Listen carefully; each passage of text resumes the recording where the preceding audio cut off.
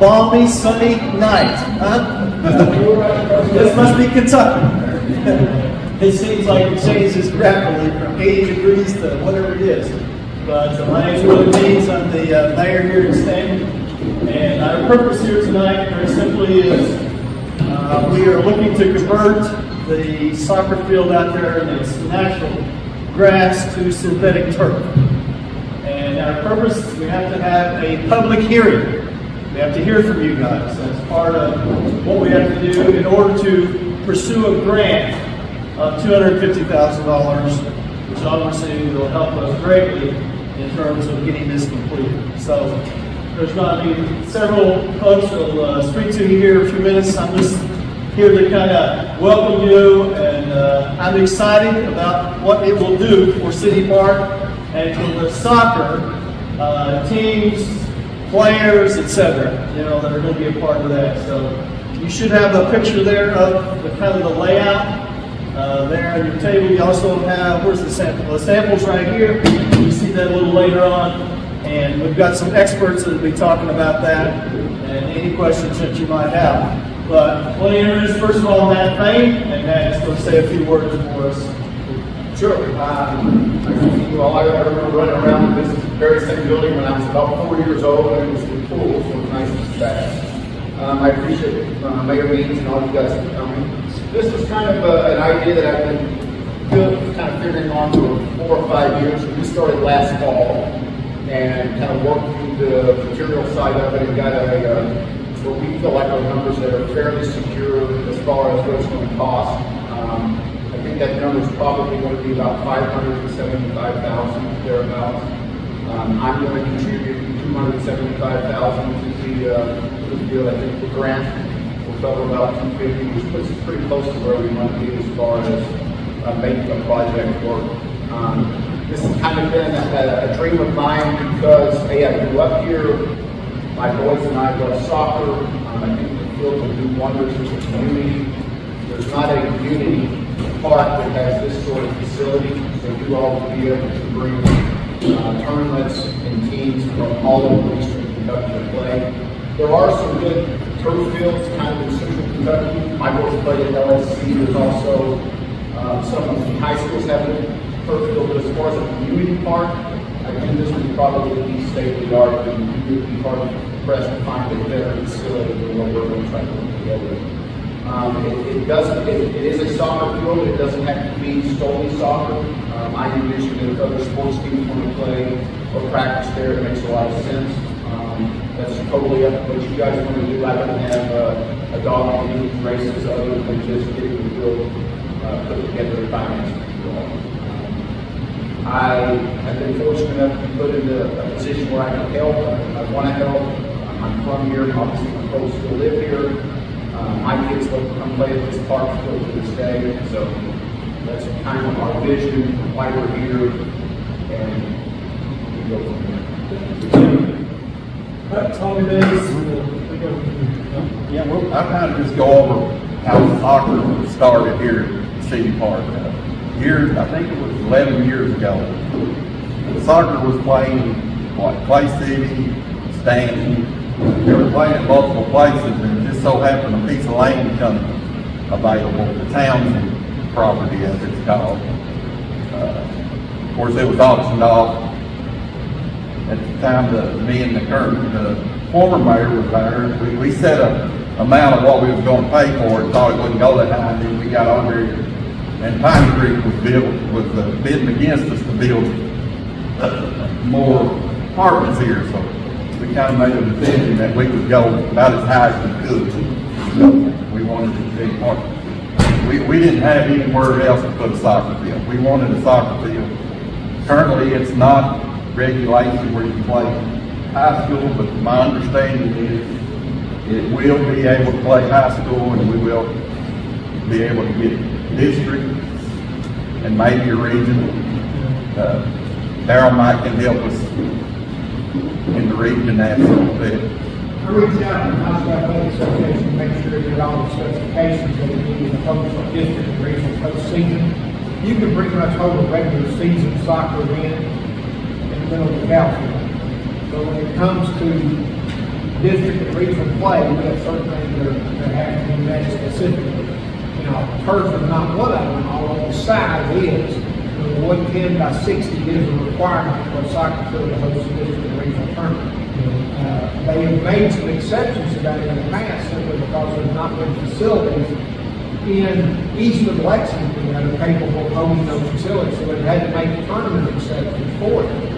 This is going to put probably Powell County Stanton in a pretty unique situation to, for lack of a better term, to demand those regional tournaments because you'll have a source with the high school athletic administration back them up and say, yep, that's going to be our requirements.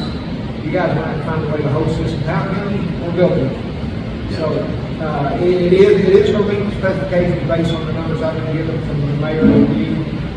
It will meet the specifications for all Kentucky High School Athletic Association tournament requirements, including a state tournament. Well, that's really good. But when we started soccer here, I don't know, we had some people up there. We only had about 50 kids when we started. We never played soccer in Powell County. It wasn't, as Matt knows, he's a little younger than me. We had baseball, basketball, that's it. We didn't have football. He might have got football. I got to tell him in football. I started football when I was in ninth grade. Okay, so I was a senior the year you started, so we didn't get to play football. So, and I don't know a lot about it, but I knew it was becoming a sport that kids were really enjoying. So we purchased that. And currently, we hold a rec team, and we've had over 200 kids happening at one Yeah, time. we've had 200, we usually get close to 200 in the fall, the spring, when we brought that back this year, just due to the possibility of construction later on. But the demand, we keep getting asked, this year, I think we're at close to 130 is what we ended up with for the spring season this year. Yeah, something like that. We do have 10 kids that are doing both baseball and soccer, so we're working with baseball commissioner to offset those days. Yes, from last year, soccer had more kids than baseball. That was the first time in this county that showed you that soccer is a very popular sport, and we want to be able to do it here. And with the help of Matt and hopefully grant money or however we have to make it happen, we want to make it happen. And we have a couple here with the, I don't know, how do you say that? How do you say your sports field? That's good. Okay, I couldn't read that yellow right. All right. That's kind of there. I'm gonna have him just go over some of the specs and they designed it and we'll can go over what people do. All right. My name is Doug Vestio. We're based out of Lexington, Kentucky, Vestio Sports Fields. Quite honestly, the guys that helped put this together, he couldn't make it, so they asked me to do this, to help answer some questions you all have. Clint is from this area, lives here, has been with us for quite a while now, and Mayor Mead just asked us to come down. Literally, just y'all have some questions. I'm not considering trying to sell you on the product, but hopefully I can answer some questions. If you have some concerns or issues or just whatever, I can go through a PowerPoint or whatever if you want. But are you all supposed to be familiar with synthetic turf? Playing on the fields. The biggest thing people ask us all the time. We do both natural grass and synthetic. I'm a natural grass guy. I love natural grass, but unfortunately, the high schools, the community parks, the colleges, I get a lot of credit. Our team gets a lot of credit for the grass fields, but we put them in, we maintain them for 30 days, and then they come, 15 groundskeepers that are managing the field. Baseball fields, I mean, there's 4 or 5 people always at the University of Kentucky, the softball fields there. So we get a little bit of credit. Oh, here's a nice field, but truthfully, those guys and girls maintain those fields for us. And the biggest thing about synthetic turf, I hear just about every project we do, the athletic director or the principal goes, I don't have to answer 25 calls a day and it rains. I mean, at least I can schedule and it's big. So our brand turf, it's a FIFA approved. Now I don't know FIFA, but it's soccer. It's the benchmark.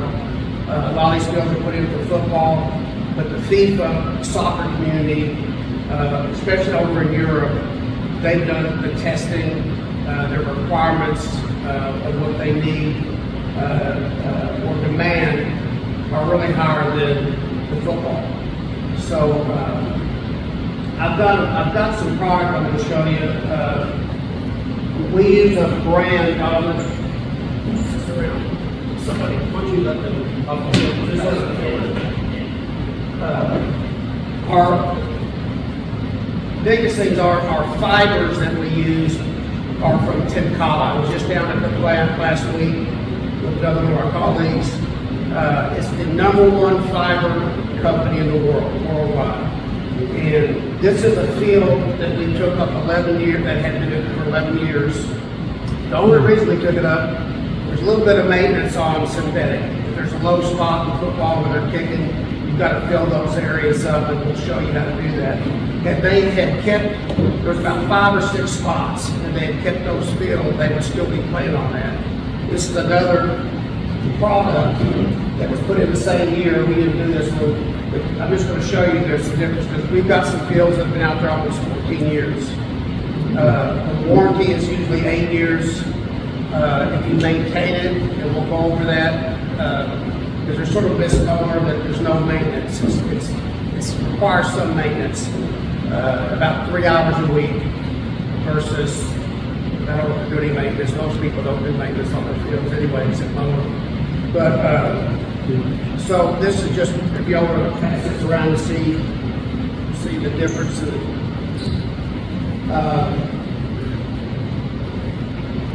The advantage of synthetic turf, of course, you're going to be able to play 3,000 hours a year on it.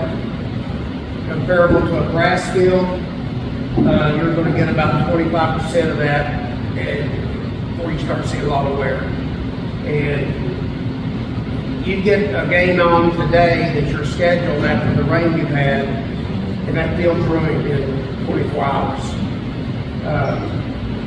We got all our fields ready about 10 years ago, the high school fields, and it rained that Friday night, so we just took a gander that half the team's fields were destroyed because the visiting team came in and destroyed it. But you're going to be able to have a lot of play. You'll be able to rent this out. I don't know if you'll plan on renting it. I don't know how big soccer is here. I think that, yeah, we plan on doing that. Hosting tournaments is one of our, we've got these, I think we got the high school and the middle school coming here. And then they do travel soccer too. We had proposed, I don't know if you asked, but we did another field at Alita Baptist. It's quite a little bit bigger, it's 100,000 square feet. But if you can see it on the field, we've got one full size and almost full size play league play, and then there's 2 or 3. 3 if you want to run some youth this way, so you can get 3 youth leagues or teams going at the same time. The fields, we typically provide a groomer.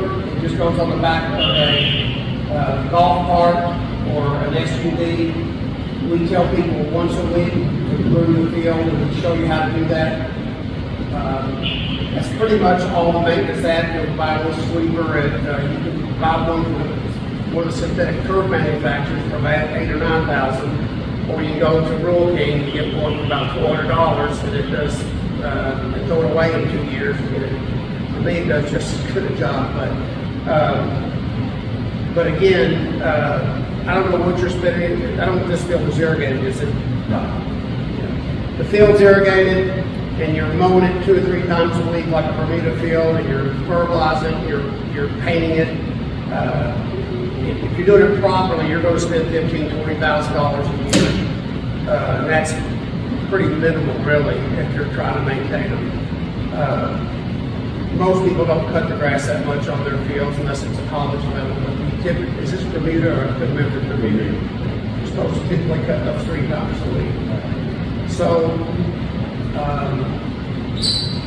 y'all have any questions, because I'm not the best at selling, but if you got a question on striping, is it pre-striped? That's a good question. Some of the stripes, the lines, he's talking about the stripes, some of the lines we will tuck in at the plant. Typically they're like that 50-yard line, the sideline panels, depends on how the rolls are made. But the other lines, we actually cut and glue those in. So they're permanent. All striping is Yes, permanent. sir. There's some people like, we just did one that was, they wanted to paint it. Now they come back and they want us to inlay it. It's a little bit harder, quite a bit harder to do it after you get to take all the infill material out. But one thing, just so you know, we provide an 8-year. The manufacturer gives us an 8-year. I think in our proposal, our manufacturer gave me a 10-year manufacturer's warranty. We provide an 8-year workmanship on our work. If the seam comes apart due to some not glued or stitched right, we maintain that for 8 years. So it's pretty good.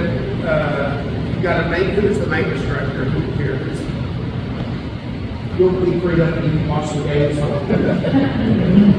And going along with that, I think my long-term vision for logistically how this might work would be that the money that we collect on tournaments or whatever else that we use the field for stay in an interest accruing account over a period of 15 years and not be used for other projects, if I could stipulate that to be the case.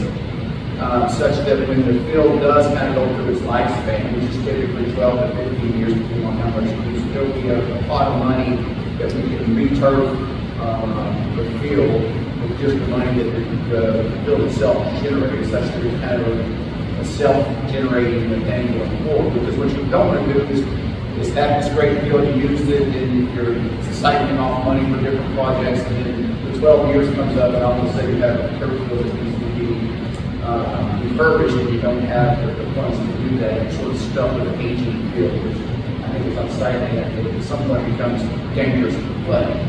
So if as we use this project, use the funds that it's generated to sit in an account to build over time, I think that would help us quite a bit in being able to refurbish the field. Also, just as far as the maintenance, I've already told the mayor that I think I have a family endowment fund, and I'm going to make the field one of the beneficiaries of the endowment, so that every year it'll get a couple of $1,000s just off the endowment that you guys are running to use as far as just routine maintenance and that sort of thing. So I think the combination of those two things will probably make the project as self-reliant or self-generating as possible. On that note, can everybody hear me? Hold up. When the fields, when they first came out, we're sitting at a synthetic turf council meeting, and they were talking about no maintenance, that's how they sold them. And it's a different type of maintenance. You know, you got to keep the guns off, you can have sesame seeds and all that. You can do it, but it's just difficult to get it off. They sold them as maintenance free, but they forgot that will be made up. We call it the end of life. At some point, you're going to have to, change the purpose, or whatever you want to call it. We purchased and have built 5 pieces of different equipment, so we can now take up the old turf, take the infield that's out of it, and put it back in the new field. So that's a significant savings. In the past, we just rolled it up, threw it away, went to the landfill. And it's now we're able to reprocess that. The Tincata brand also now is taking the whole thing up. There's a little bit of cost that they're reprocessing that. But we like to take all the rubber sand that you see in there, and we put that back in the field, so it's not going in the landfill and not cost you the money. Usually we have to top it off with maybe a truckload or two. But it's not the 6 or 7 truckloads that typically go in. So, any questions at all? Any concerns that you have about? You talked to us about subgrade drainage, maybe because The subgrade drainage, So, yeah, what's underneath though? I see a couple of things there that I've never seen before. I was just Well, wondering. did they see something? This particular, I just should have brought it, I did. This has got a shop pad underneath it, it's a self-draining pad. This is a material, it's an organic material. But this drains through the pad down to the subsurface. But if you're talking about I wasn't sure what format you're going to be in, but if you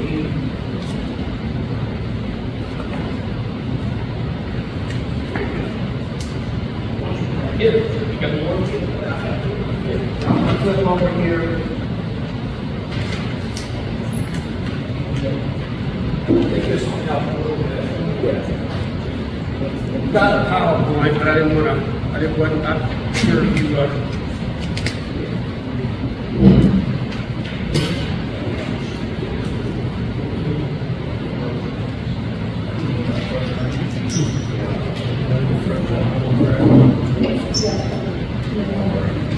need another?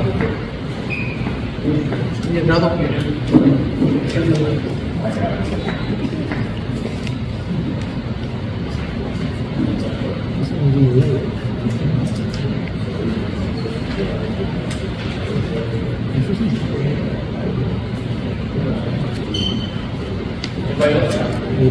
I printed these off thinking you may have these questions, but on we've got the subbase, which is getting all the organic out. Typically, we're going down about average 8 inches of the topsoil, get that off. So anybody needs the topsoil, that's cleaned up. So, and we get down to a clay subbase. And we want that clay subbase to mirror the grade. We want it to be, and when you go to the next page, it will show, we'll laser grade that subbase within a 1.5 inch, within a 25-foot grid. So this point here, 0, where you're sitting right there, it's going to be the same elevations. We want the subgrade to be perfect. So if water goes through it, it gets to the drain. In that, we'll put collector pipes on both sides of the field. I think we figured an 8 or 10 or 12 inch. I don't think we've actually totally engineered it. And then laterally across the field, we'll either trench in or put flat pine drains. And then we'll bring in about an average of 6 inches of either 57s or 9s or 8s for base drainage. And then we'll come in and cap it with a real 5 layer of you get 5 posts per place, it's really.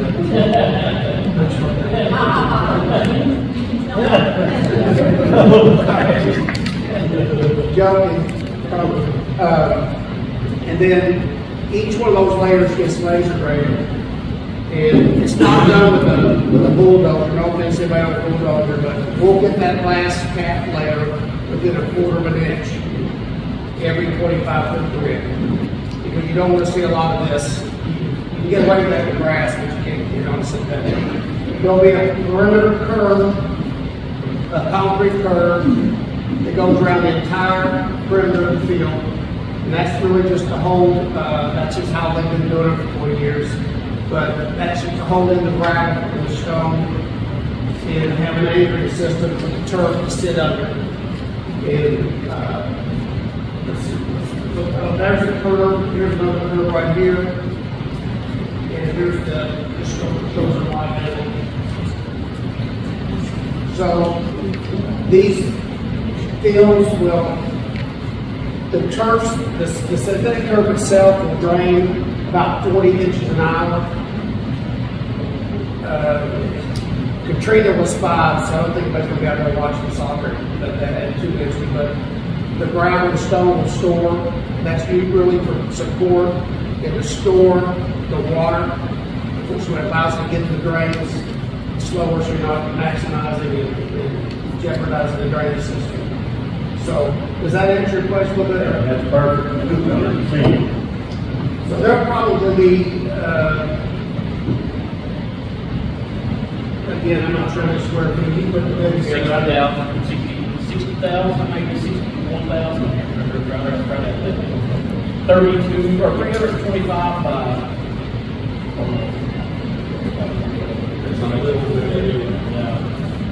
So, and then, once that's checked, and you check with everything again and make sure it's right and it's draining, we always check it and flood it, to make sure that that water's going through there. We have all that stone, it's tested, even though we get it in the same quarry, sometimes it changes, especially that cat stone.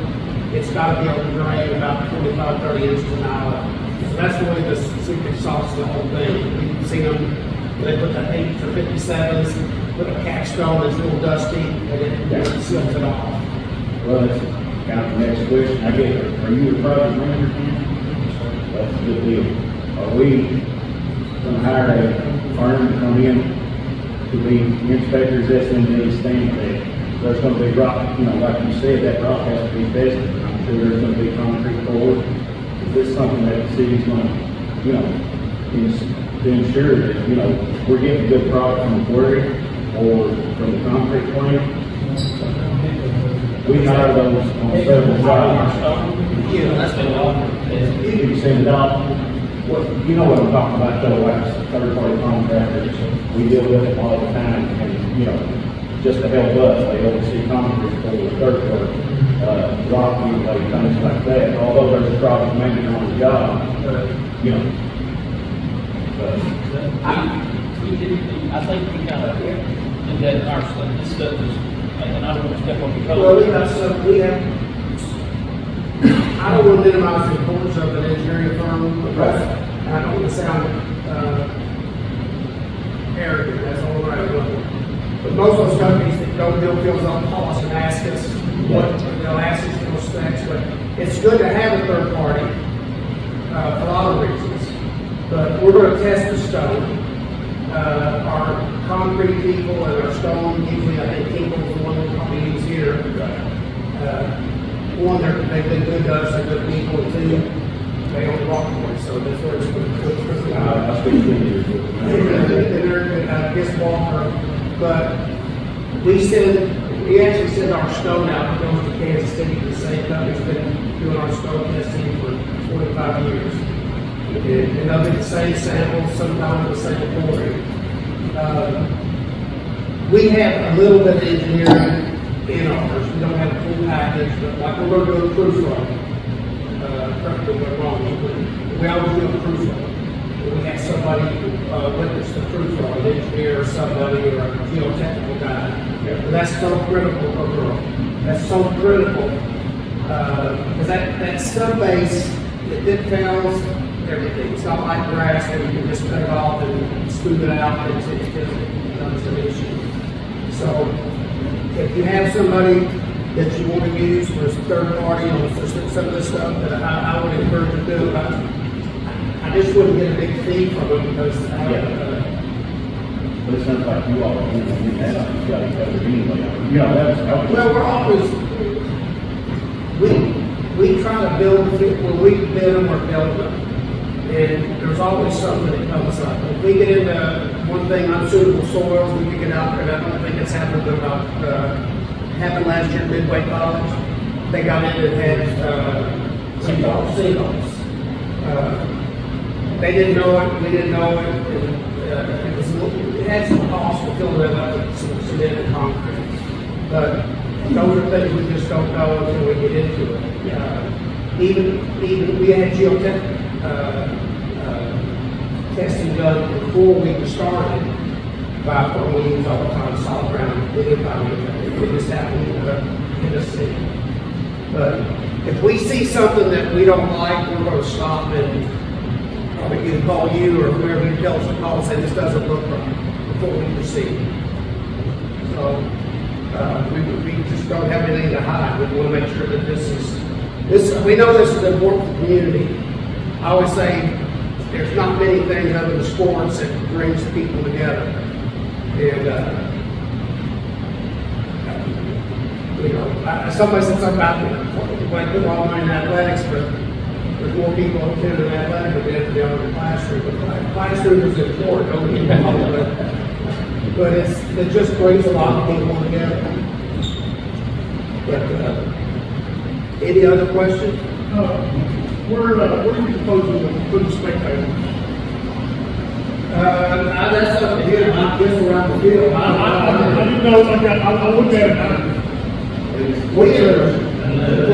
That's a great question. What's your question? Where is the spectators? Oh, spectacular. Well, I think when we looked out there, our goal was to make the field obviously as wide as possible because we are hurting for space, I guess, in a certain sense. I think that A needs to contour the baseball field because that provides an area for bleachers. I think we'll probably have to do longer bleachers and not high bleachers just because of the contours of the land that's available. So I think that is what I can say initially. And then if we find that there's the need for more spectator space, then we start looking, we look at end zones and that sort of thing. But, really, as you can tell there's a decent amount of space there. Just if you go to this side of the baseball field, but I would prefer that to be the things that be essentially located for viewing purposes as possible. It would look a little odd to get all standing in one spot down on the left side, you know what I mean? So we're hoping to utilize some long, or thin kind of bleacher setup. And that's typically a lot of soccer fields have long bleachers and down a lot of high. But to answer your question, yes, it's a tight space. Because my goal was to make the soccer field as large as possible because I think that's the I'll give you one to focus on the side of the field. You're right. I said, give me one, I'll write it. Yeah, absolutely. We can, It's easier to make space for bleachers than to put more turf down. absolutely. I just didn't know what the. No, I agree. I think that is something that we have to be creative on. But I guess With the new layout, there's a ditch there now that won't be there, so all that's gonna be level Yeah. from the side of that field to the fence. Yeah. So all that whole, The concrete and everything's gonna be gone. yeah. Because that gets into, when you get into districts and regions, and that not only the size of the stipulation, you got seating, concessions, restrooms, all that stuff as well, that's into it, to be able to host. So I think this is where we were concerned. It'd be a good thing to get some crowded, that your concessions are going. Yeah. And then Does that answer your question? Yeah, I said from the rec side, so we had like the 3 little fields in there as well.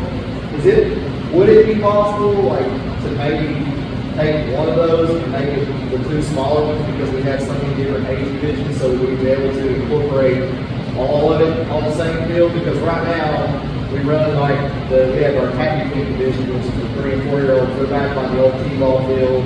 U6 is back by the far playground. And then we run U8, U10, and then U12 on this field, in crisscross pattern. But I'm just saying, is that something that is feasible, or is that any kind of cost? The black line that you see, I would be completely up to you guys. We put the 3 fields in there as they are now because we thought that it would probably be for U10 and below, get 3 fields going parallel that way. If I think the argument would be made to keep the 2 outer fields as is and put one of the middle fields and mark it up as a U8 area. I think that makes perfect sense. We wanted to use the black there just because it shows up like when you're there looking at a high school game, it doesn't show up so much that it's distracting to the players and the fans. But I think, if there's a marking that makes more sense from your own rec point of view, I think there's tons of flexibility there. Were you saying just 2 of them, or 2 spots and 1 bigger one? I think it's one of the before we get screening, we don't run over decision. Just because it encourages most people like keeping these 2 out here and then making this like a smaller U8 and maybe a smaller 6. But even if it's just still 1, that lets you have all the age divisions or as many age divisions as possible on that field. Gives you more hard space down there. I don't want you don't want to. We just finished filling up election. They got more lines on there. Yeah, you don't want to be confusing. But and I'm not suggesting this, but you could actually put a double line here if you want to make this still wider. If you were trying to you know, if you wanted to open it up and make this feel wider, there's so many things you can do with the lines. Is this just like when you get down to that U6, the smaller divisions, they don't run this large of a field, like this way. So you want something that's, you know, smaller. Well, what they do is they'll try to run. What they do in Lexington, for instance, is they'll have two fields that look like this, and then two small A groups will run this way on this half. Okay, so this way and this way, and then that way you still can use these outer black lines, and then you can make some temporary lines just for the gold ball. Does that make sense? Yeah, that'd be great. Yeah, I mean, I think so. And then that way you're not messing with the entire structure of the business. Some people put in, when there's so many lines, they start looking ugly. We put in some gray lines and gray tick marks. Gray doesn't show up from the stands. The referees can still see it if that's something that, sometimes we put in tick marks. We can, you know, paint the lines if you need for it. And there's even temporary chalk that it'll go away after the first rain. But that just... That's typically what they use in Lexington. They use temporary chalk, and then they mark it up for Saturday, and by Monday it's gone. Because really all you need is the gold boxes for that issue. But that's just, the point you made is good because most of the time it just takes a while to try to decide what's best for everybody. That would be up to you all really figure what you need, what serves you the best. Because somebody will want something else, and I don't know how many different leagues are, but there'll be some. We're just one rec league, but then we have, you know, we'll be able to use this for middle school, for high school. We have traveled painting here. We've looked at kind of bringing that back, and actually, we have a meeting Friday with CASA to try and establish a club out here. And this is a big proponent to that, which will bring in tournaments and a lot of other teams from other places and give these kids more opportunities and more exposure. What's like the demographics as far as there's? I don't think there's something right there. Well, what's the next? It's starting to grow. You have Kings Hammers and Mount Sterling. You have, as far as clubs, you have Kentucky FC and Winchester. And you have SC and a couple others in Lexington. But Esco has a gigantic turf complex now. Benefit's installing theirs right now, which will be done for fall season. Does Wolf, is it they have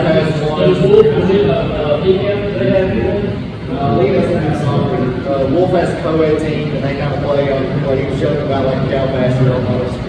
Doesn't even have lights. So, but I mean, we're starting to see more of it. We go to more places that have it than not now. And for us, like we started conditioning in December. So especially like that and not having to deal with the weather, it gives us the field to be on earlier. You know, it's nice enough outside. We played a lot of futsal this year through the winter. We're going to be out, but and it's always a competition to try and get the high school field. So we try to stagger practices, but we have to compete in football.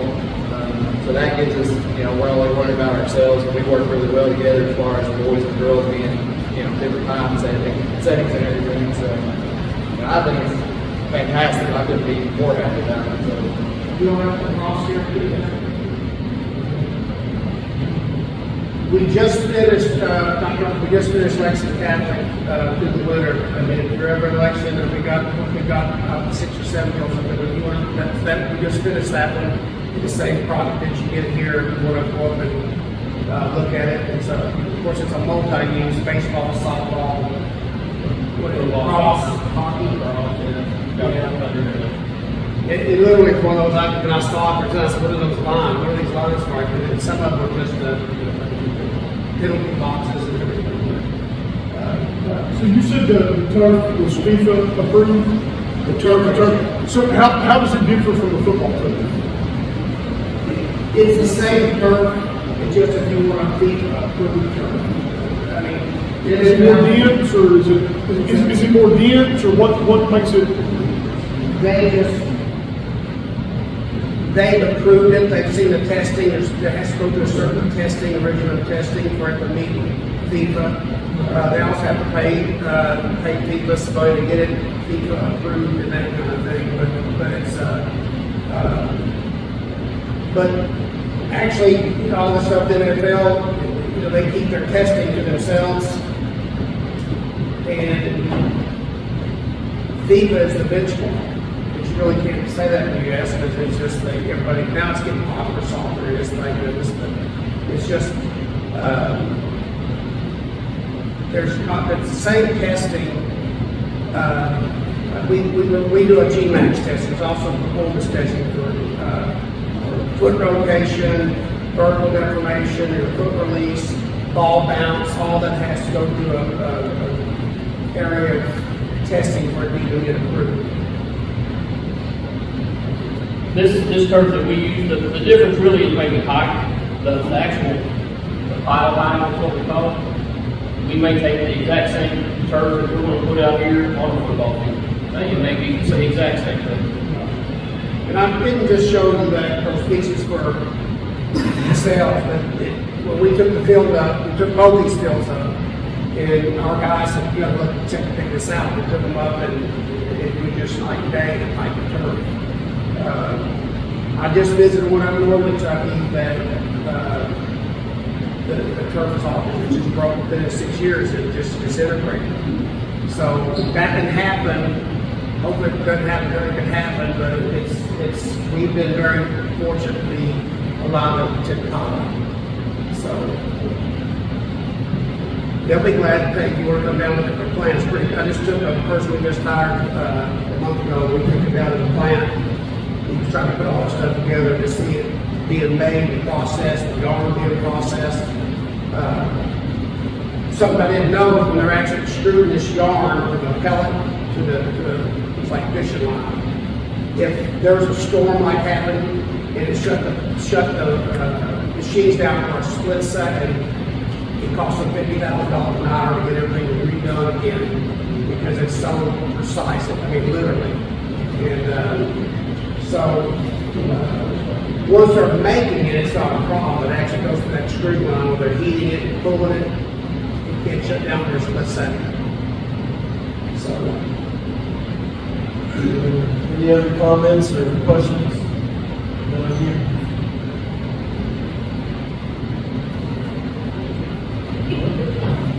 We're good on our property line, is that? Oh, We're gonna real thinking about like fixing anything on that backside. Bless you, sir. It'll be good up there around because obviously you don't want to spend this money, have someone who's taking everybody out there. The other thing is if you're planning on, you can see which they are planning on, making the infrastructure project, you're gonna have to have advanced that people are gonna use it for free whenever they want to. My goal is to make it as accessible as possible, but also keep it safe and friendly. Plus the scoreboard will be up on the hill by the center field, by the baseball field. So it can be viewed anywhere on, say, either side. By that new deal? Up on the hill by the new field. Yeah.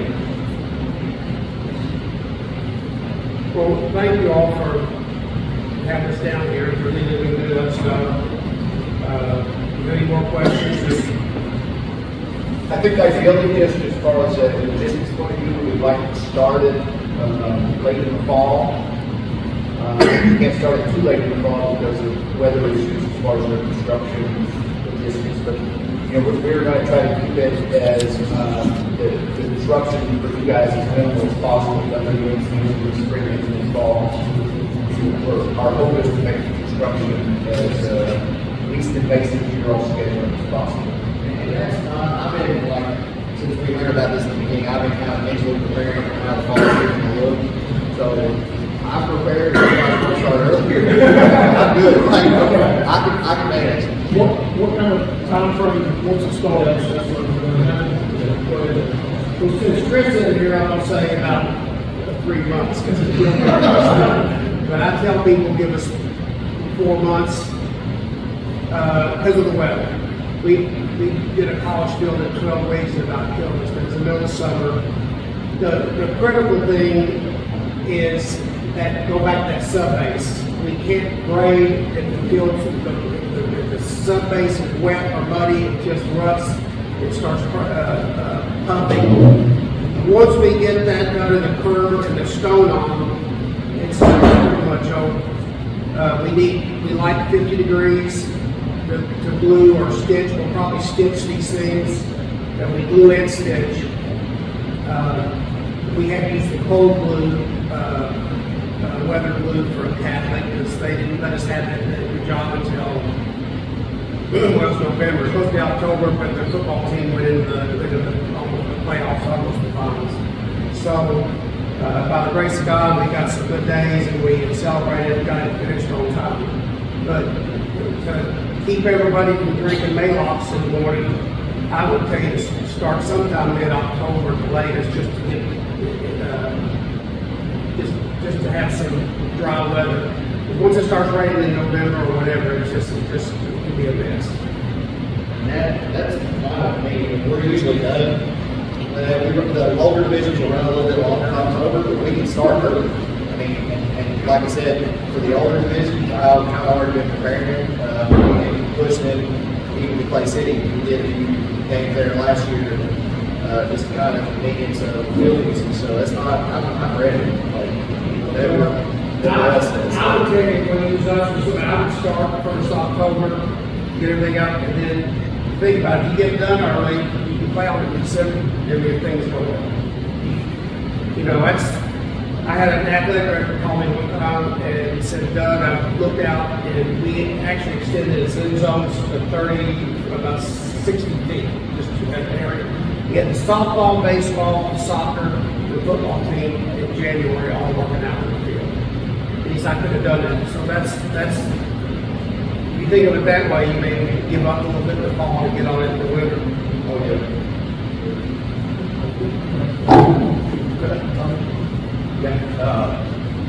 Before we close, 2 things I want to do. Make sure that you sign in on your, or sign-in sheet. If you haven't signed in on your way out, make sure. We also have some papers that we need to send in there with our grant. We need everyone here, if you will, fill out one. And then, basically, it's you agree, I agree, and the project is called City Park Soccer Field Rehab. Okay, that has to go in there, and then you have to sign your name, address, city, those type of stuff. Okay. Do you need a certain amount of those? We need anybody that's here needs to fill those If out. you're okay, we can give those out to the parents. We can- They need to be here. We also have things. We have things. Oh, checks, pass them up? Yeah.